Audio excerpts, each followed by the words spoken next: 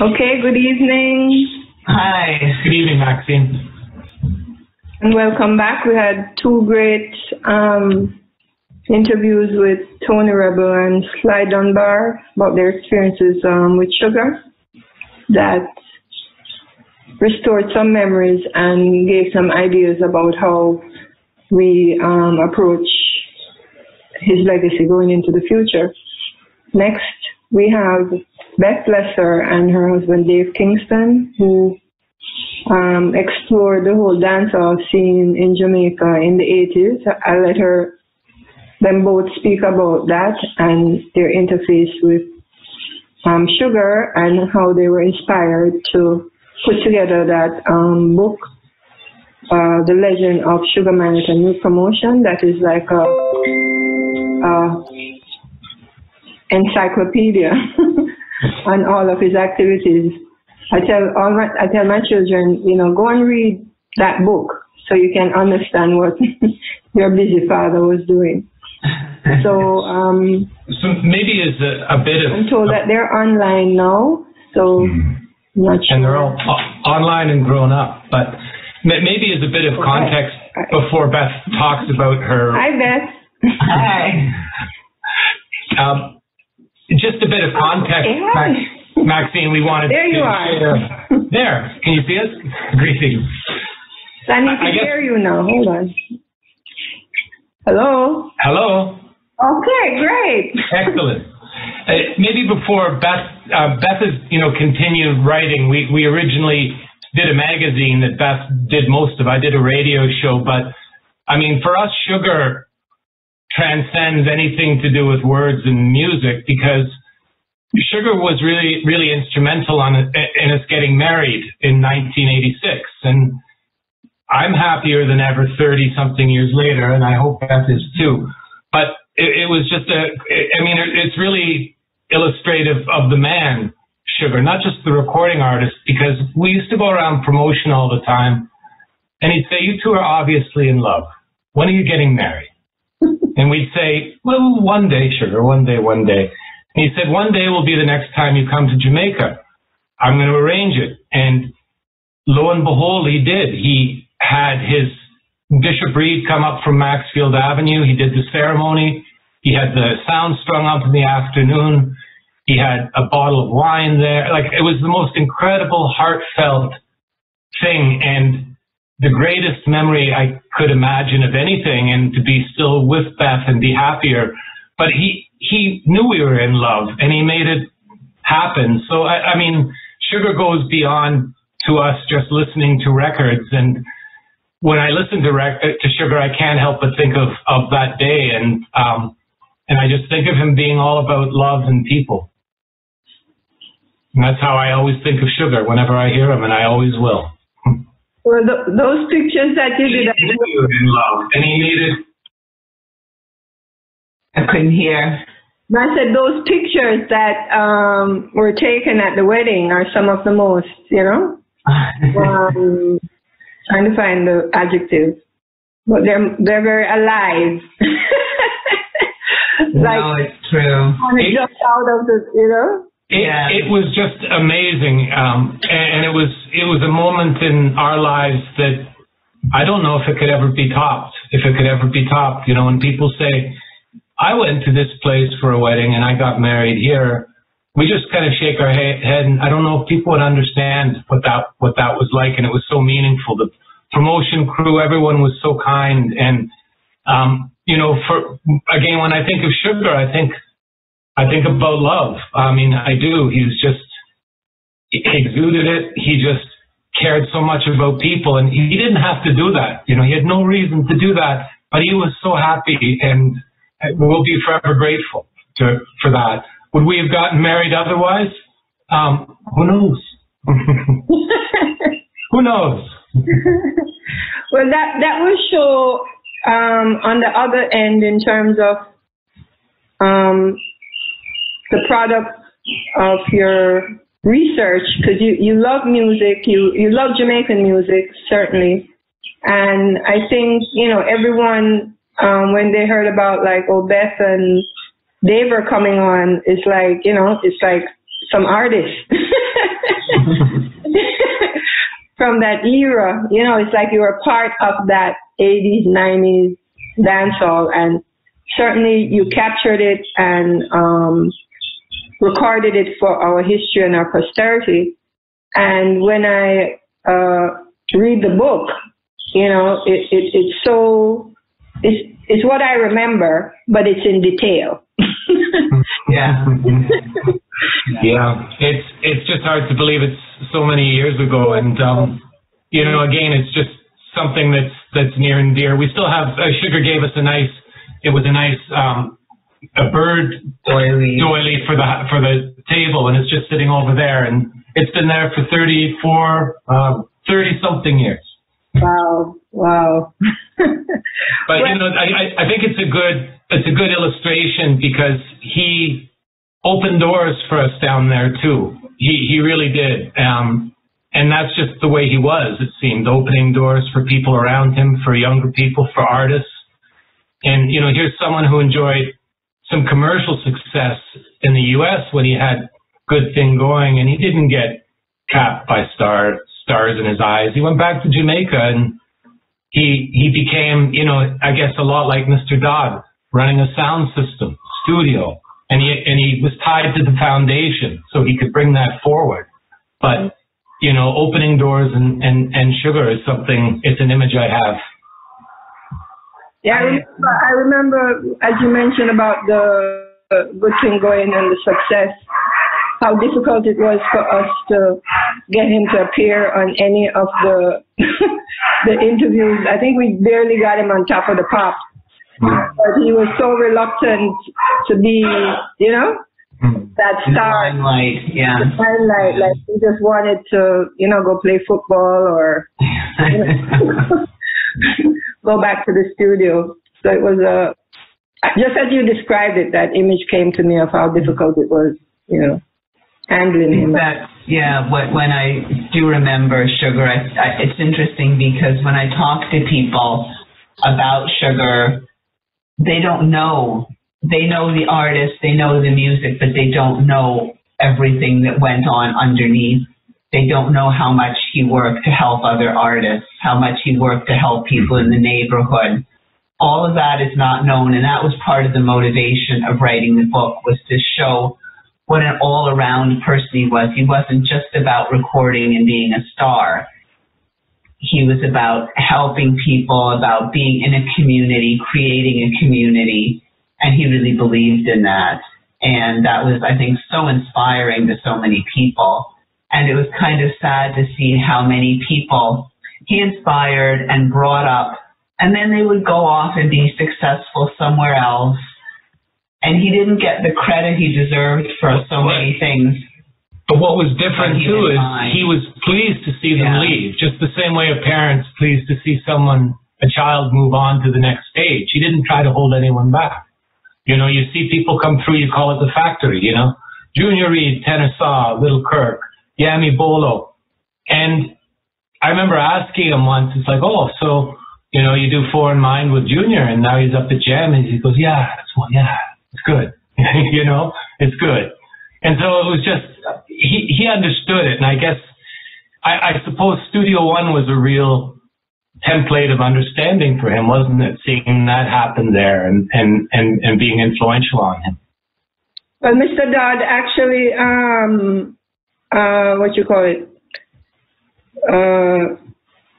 told him that the only thing that he did wrong was not to sign the artist.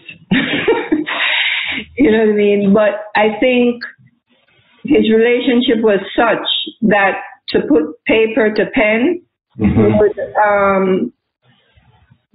would separate his giving, his heartical giving, like the word was his bond, or, you know, but the business, and it's not just him, it's something that happens at that level in the music in Jamaica, where you're living it. So it's not like a contract between you and the individual. It's a relationship. I've noticed that when I looked at the relationship between producers and artists, it wasn't simply you sign a contract, you have these rights, you have that right.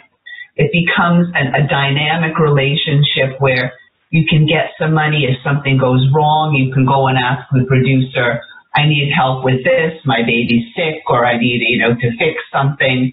And the producer became maybe not bound by a contract, but responsible to the artist within the community of artists. So there was a responsibility, but to write it in pen and paper adds a different dimension to it. It becomes an obstacle to that kind of community that the music business was back then. Right. And still is to an extent, and as a culture.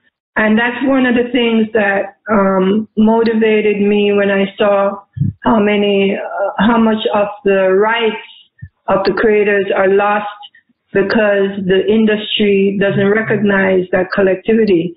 So it would be the responsibility of the country, the culture, like I'm the minister of the culture of Jamaica.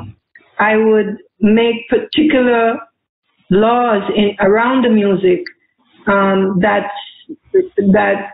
indicates how it was made, and protect, create some form of I call it a trust, actually a trust, where a certain amount of money generated would go into this trust to actually, they sometimes I would hear them say, oh, Jamaica do it different. But the only thing that it needed was that trust, that understanding that this was made out of a collective culture and that a percentage of the benefit that it creates should go back to this trust because this is how the culture, is. I like that idea. Yeah, I like the idea of looking at a way to restructure the laws around copyright and all rights involved with music, because it is a shared cooperative thing, and you can't structure it the same way you structure music in another country where it's just a totally different system.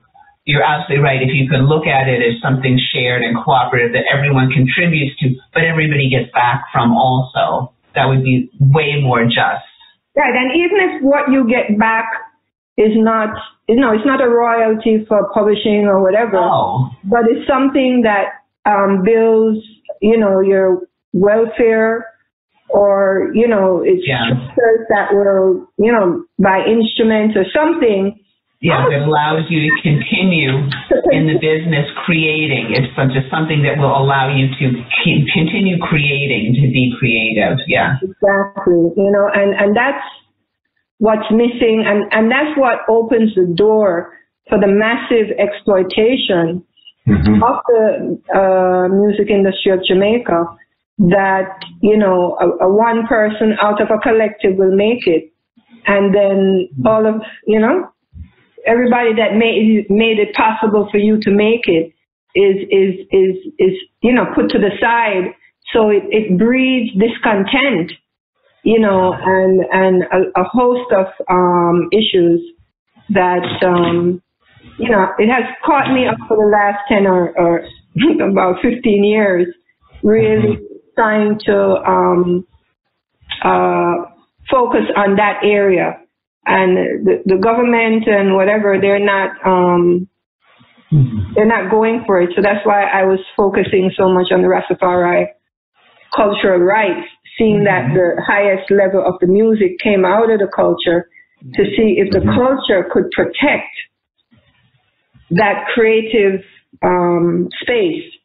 Yeah, the culture has a different model. I mean, I think there are different models. Yeah, that the culture does have, because the culture is a collective and it's recognized as a collective. So it's almost that even though the music is commercial, it needs to be understood as a cultural product and have some of those cultural models around it that instead of looking at it as the product of an individual, if you look at the music as a cultural entity, the whole, and that makes a lot of sense. And it's interesting in reggae music how many artists have tried to form those kind of cooperatives and work that way, from Augustus Pablo to Sugar.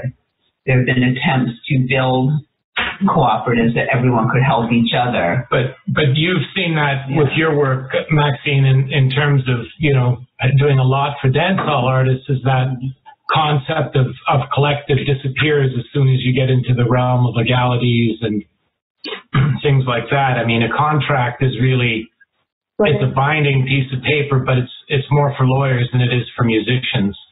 Right. I'm going through, I represent and I'm working with the Honorable Bunny Wailer.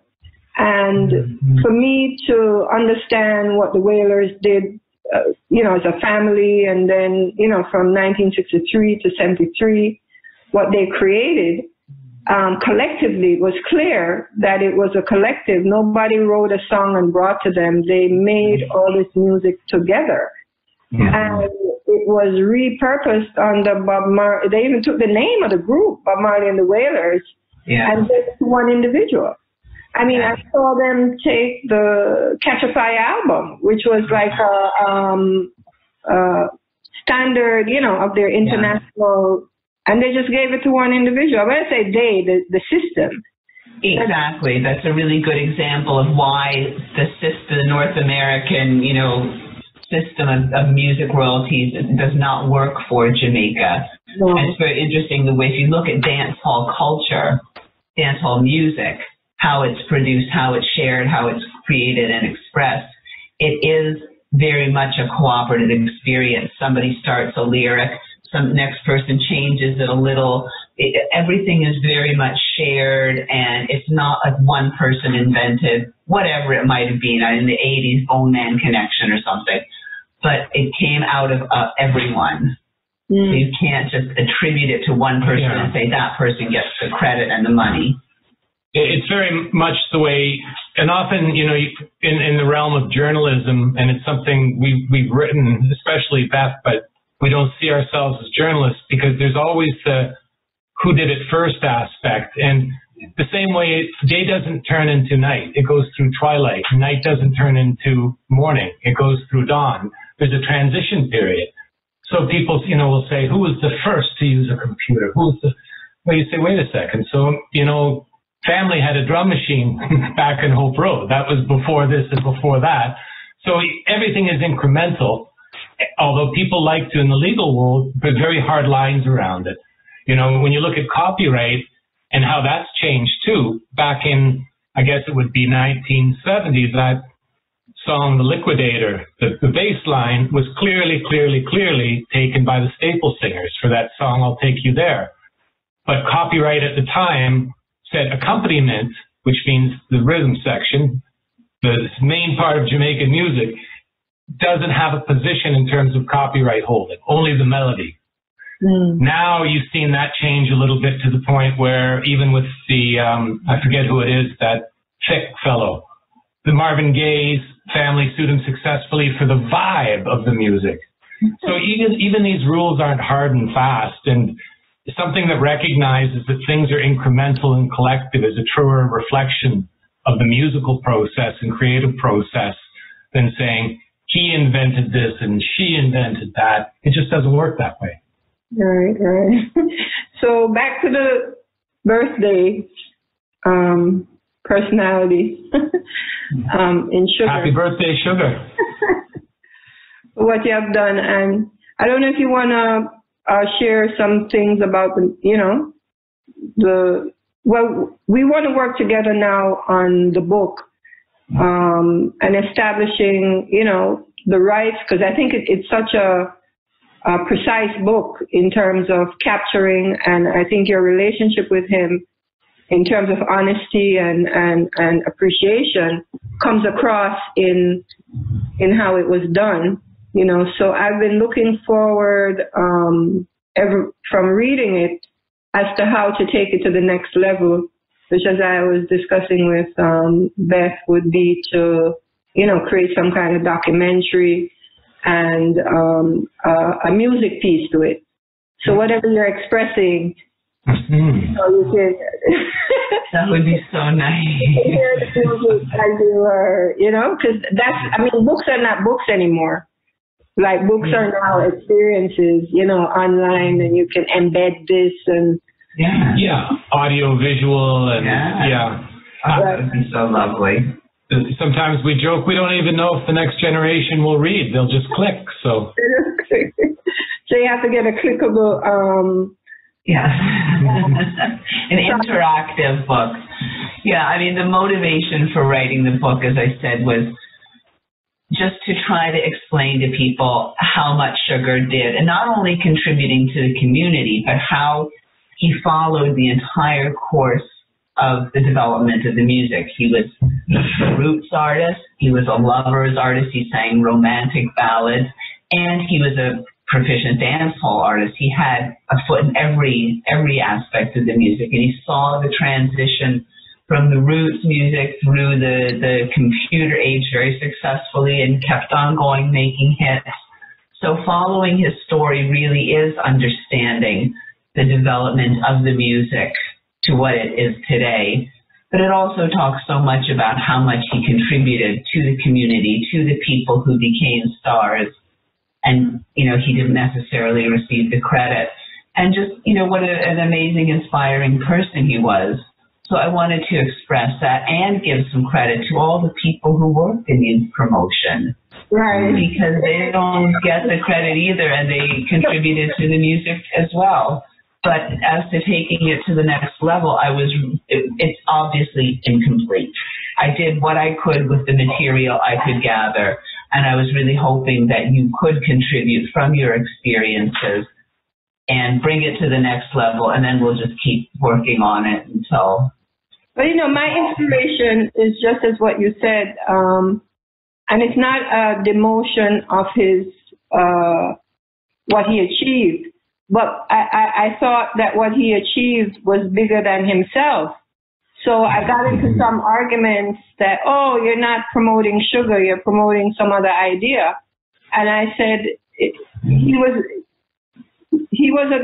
bigger than, you know, like he wasn't just a singer, he wasn't just a this, he wasn't just a that, but he also, in a space where, you know, I had this concept of having a dancehall museum, because I said, he touched every aspect of the dancehall, and even people who became more successful than him, they don't have a place, they don't have a physical place that could showcase the experience. Yeah. So even if you say, okay, Jammies or, you know, any of these producers, George Pang, any of them, they don't have a space. He has a space. And so, and his space is right by, in the mid, you know, crossroads before uptown and downtown. You know, it's like physically there. And I said, you know, his legacy should show that a genre, not just an individual. And it should be designed to reflect him as a star, but at the same time expose the whole genre to his benefit. Because having an institution like that around his legacy would bring benefit to his estate. Because then you don't just have the man, you have the genre that you can, you know, create events. I think people who are just writers, and not even like yourselves that went into the experience and wrote from inside, but who write topically through observation, you know? And they're creating, people collect just the dance hall posters, and then they become a space. You understand? You know? So you have projects like the House of Dancehall, and their big businesses just offer the element of it, much less you who created so much to make it happen, you know? And it's very broad what you're describing, and I mean the other element too is his legacy are his children and the talent within the children too. So, but that's a phenomenon of Jamaica, because we were talking about that the other day, how the Jamaican young musicians don't collaborate so much with the older artists. And I was like, wow, there's a tradition in Jamaica that every artist, their children, somebody out of the children have to continue. Yeah. Not just the business, but the actual process of singing and stuff like that. But yeah, so everybody's always looking for, okay, who are the children that are gonna carry on the legacy. But I think it's interesting, but it shouldn't, because sometimes the children, they don't carry on the legacy of the business. They just want to, then you have 6 of them that want to sing and none of them that does the business well, and it doesn't actually work. Yeah. It's true. No, it's true. Yeah. So, so there has to be a balance of, the creativity and organization.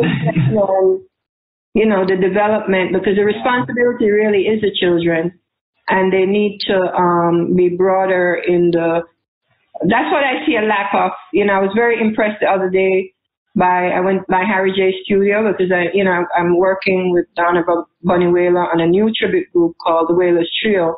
Mm-hmm. And we went back to Harry J because that's where they did Catch a Fire, album originally.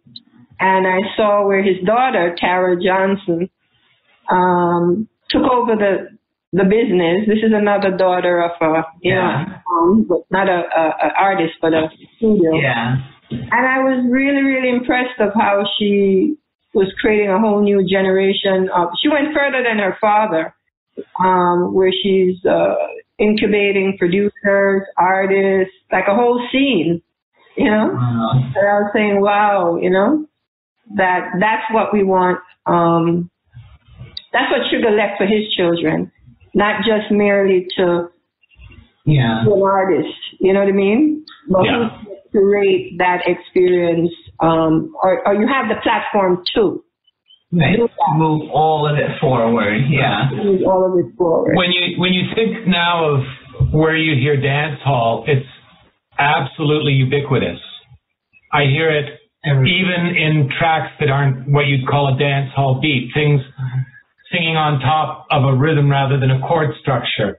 Little bits of accompaniment. I hear it all the time. Like it's in all different kinds of music. All different kinds of music. Yeah. It's everywhere, and a lot of people may not. They're looking for certain sounds and to say, oh, that's associated with reggae, but its influence is just so broad, and most people don't know that history and how special Jamaica is. And my God, when you look at what's happened there and the changes musically, like say over the past 50 years, there's nothing like it. That's what I saw for me, and the experiences that we had together, because, I had my own career alongside him that then went on to the internationalization of the dancehall. And, with the hip hop, with the reggaeton, especially the reggaeton. I was in Cuba the other day, and when I turned on their, video channel, it was the top, as you're just describing, Dave. It was all reggaeton all over South America. All reggaeton. Iglesias or, Gloria Estefan, or that's of the past. Everything. And there's no connectivity. They didn't know where this came from. You know what I mean? And that was part of my inspiration, not just the knowledge, because scholars' knowledge is business. So there are also roots reggae scenes emerging in all different strange areas of the world, like in Brazil, huge roots reggae scene. They have all kinds of their own roots reggae bands. Where else? I mean, obviously in Japan, everywhere. And Maxine, that because you're more international than we are, but it's incredible when you think of this little tiny island and what happened and the creativity, and it was that kind of cohesiveness that could make it happen. You think back to the original foundation musicians and just how things evolved, and my God, everything. I was going to say dub music. Like so much has come from Jamaica, and most people don't know it. You know, you'd say, tell me about the average person. Tell me about music in Jamaica. They'll say Bob, Peter. Hopefully they say Bunny too, but they might not. But they'll say Bob for sure, and maybe one other artist, and they don't know the richness. And their lives are going to be enriched just like ours are by knowing about that. Right. Because it's an enriching experience. Well, like my idea that Jamaica should have had a museum, not a museum like a place, but the whole island, like the Isle of Man, you know, should be a museum where, you know, when you land at the airport, you're just given a book. A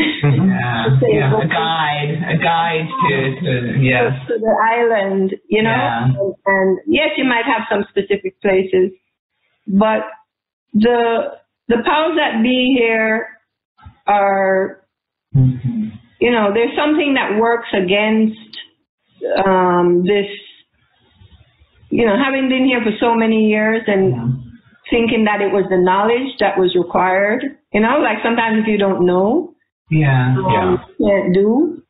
But living here, I realized that there's something bigger than that this power that everybody says that has this huge influence, it comes from a certain class and a certain group of people.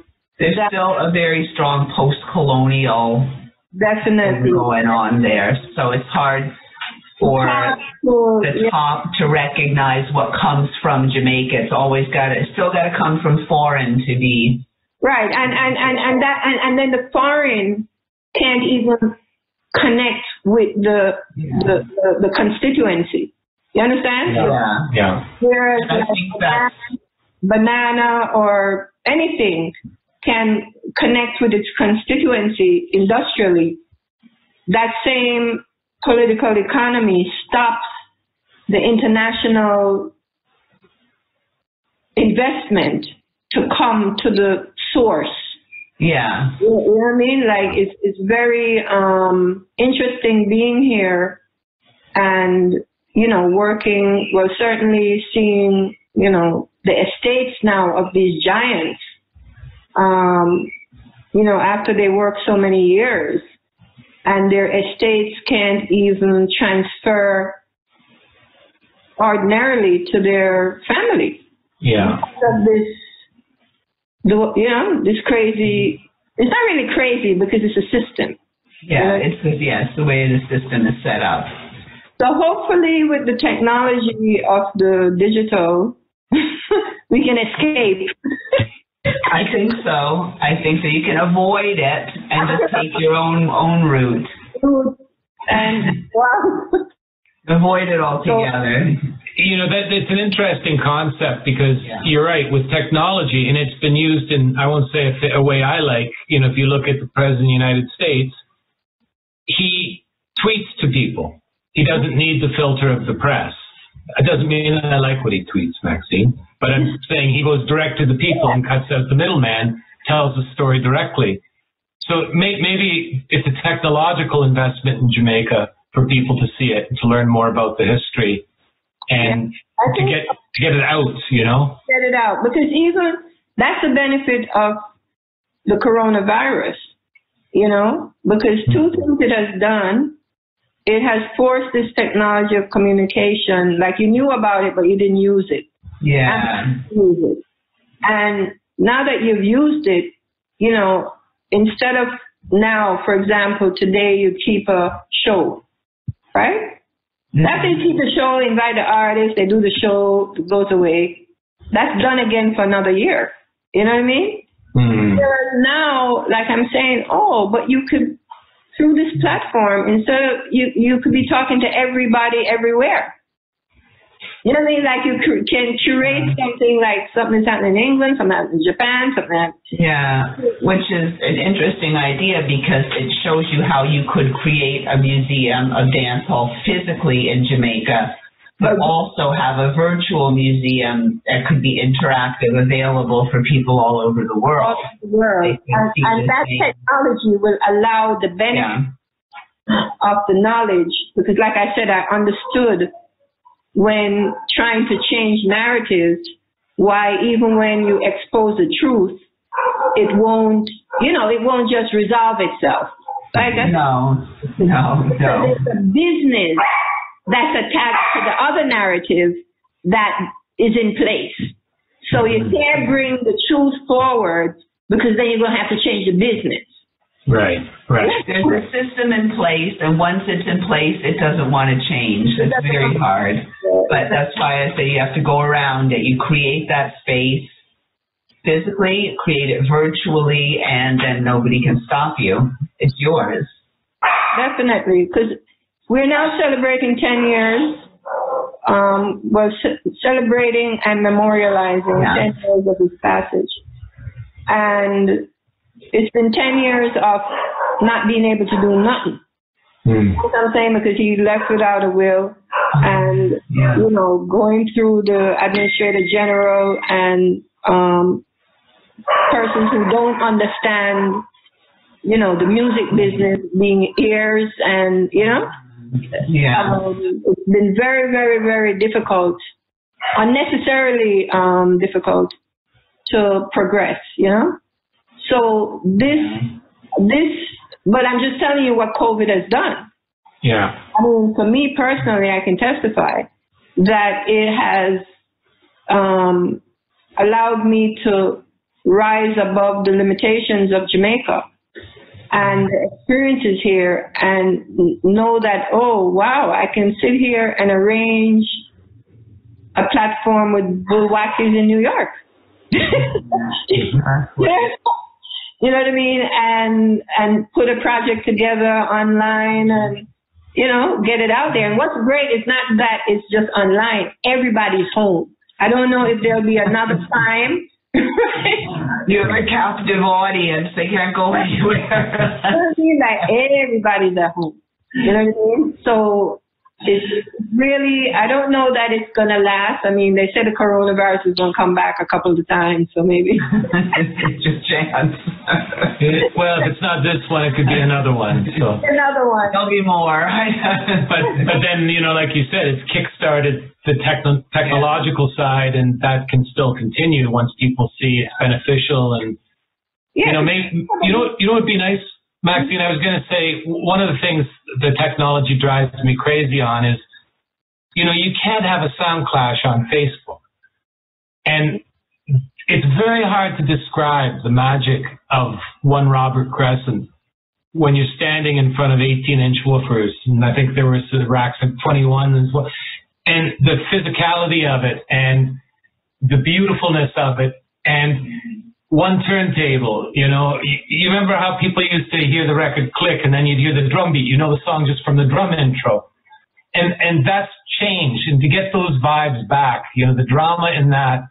And, maybe I'm showing my age, but if I go to one more dance and they only play 20 seconds of a tune, I'm going to scream because sometimes you don't feel a tune till 3 minutes in. Yeah. But to be able to recreate that. It becomes the authentic experience. So you can't stop the one that, goes where it goes because of technology and all these different things. But what it does is I've seen that with the vinyl record. All this technology, CD, etc., came in and it killed the vinyl and you made more money on the CD. And, if the vinyl was obsolete, they shut down the pressing plants. And now vinyl is the experience. And it's selling steadily now and growing because people just want now that authentic experience.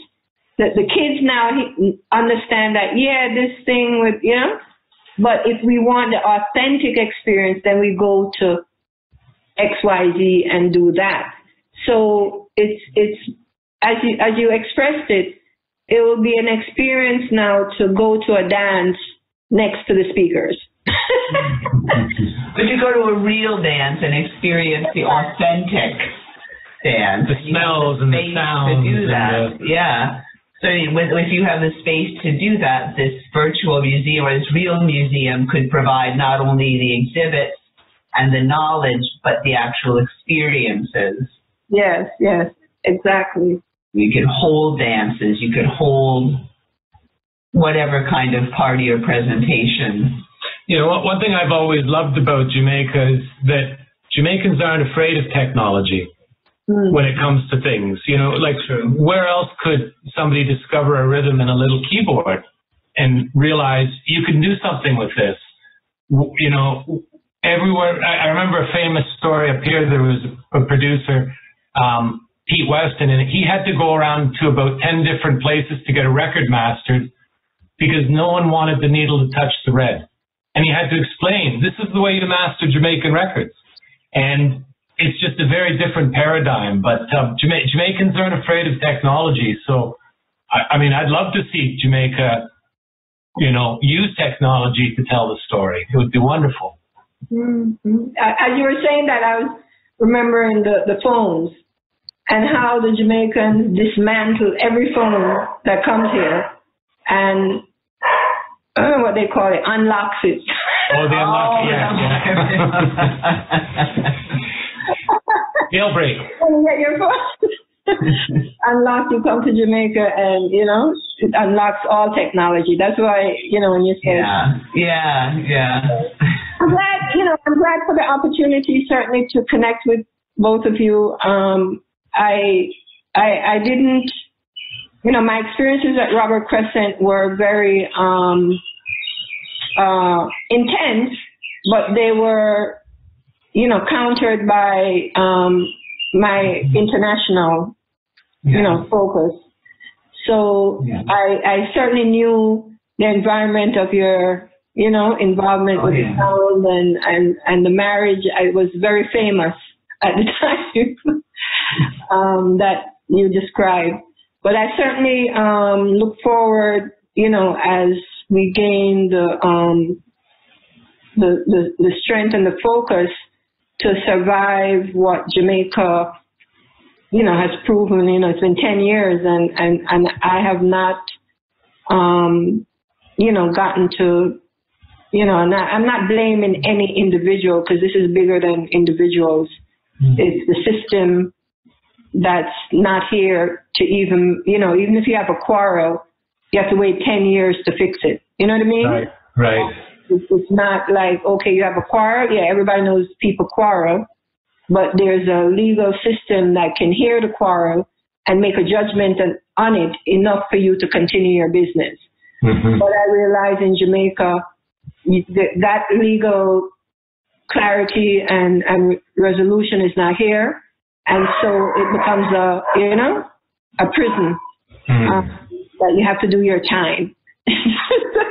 But, I mean, we'd like to help, you know, with this project any way we can. And again, it's just because sugar has meant so, it still does. I mean, I say meant, but means so much to us.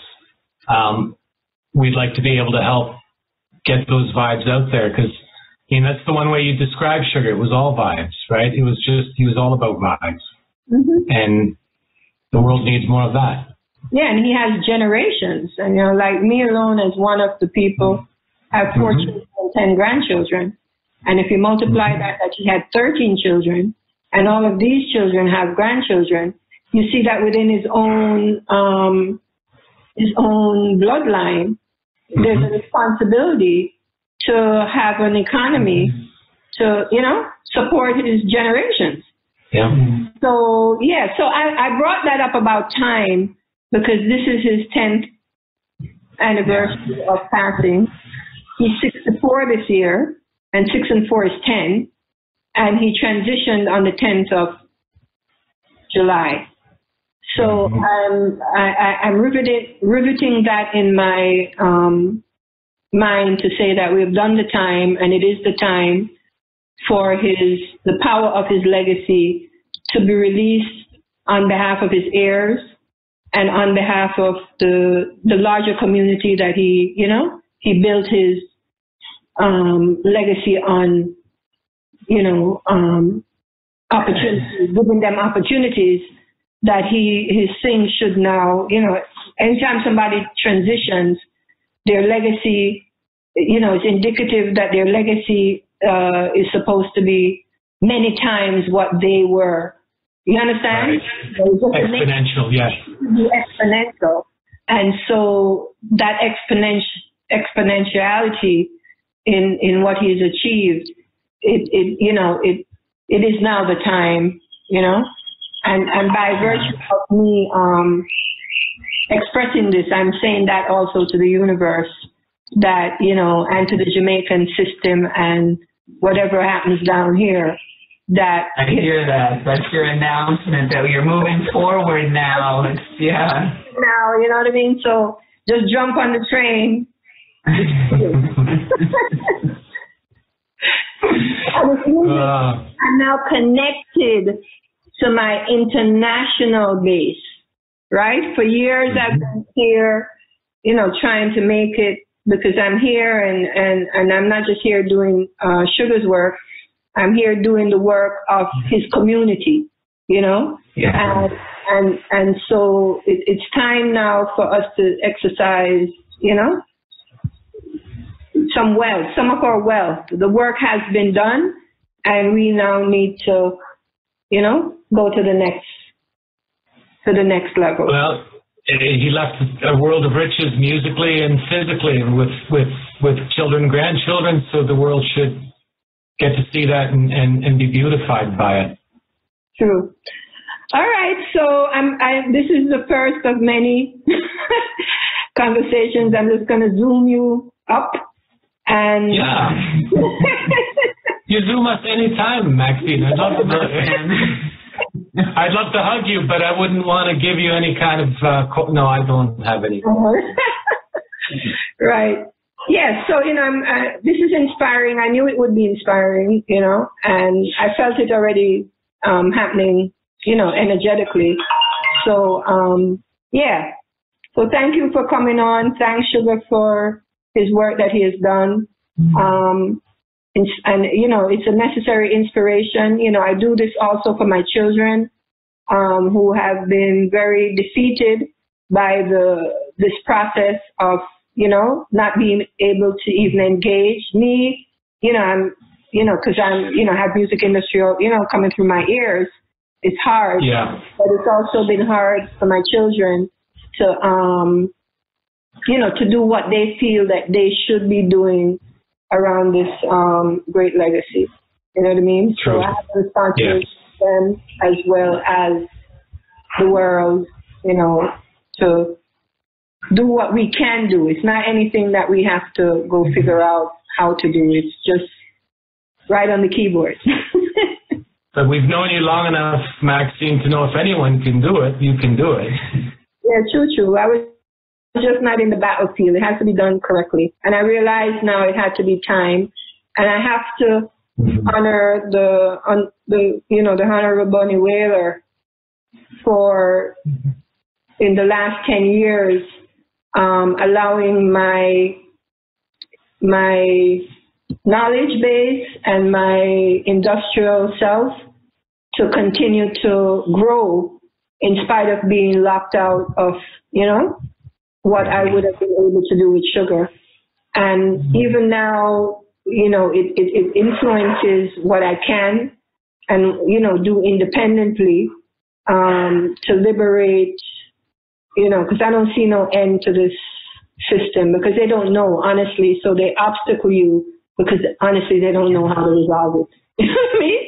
So you have to go around. You have to go around those obstacles and keep going forward. Right. So today 3 things came to me, which were my interviews, which were the Studio One, Sly, and Wackies, and 4 things, and Beth and Dave. So if I just package those experiences that are independent experiences and endorse them, the amount of knowledge and connections and products and services, because, money isn't, the money that's made now is the intangible money. You have to make everything work. You know what I mean? You umbrella it. You know what I mean? You are not the one to do nothing. just make U Promotion in England do their work, U Promotion in US do their work, Japan do their work. You know, you don't have to micromanage. You just have to do it. Yeah. You know what I mean? You're conducting an orchestra. Yeah, conduct the orchestra.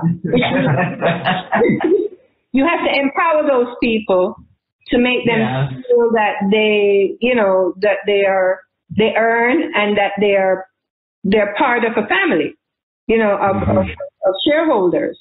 You know what I mean? You're not using them because you need, you know, when I saw those guys this weekend, you know, Mr. Shorty and, you know, DJ Junior from Georgia, you know, it was like from 12 in the morning to 12 in the evening, they were there. Nobody's paying them.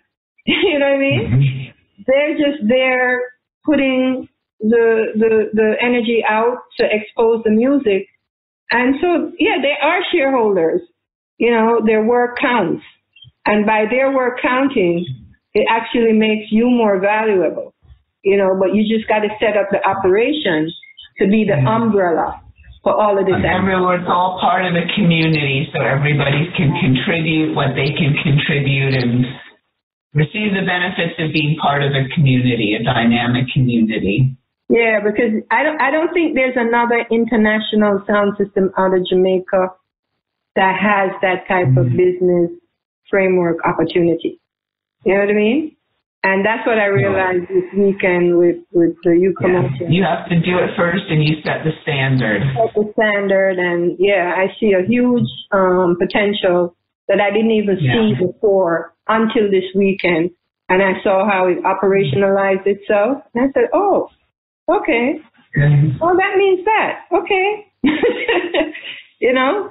So rather than like trying to beat them, oh, say that Sugar sing and that Sugar sing and that Sugar sing. No.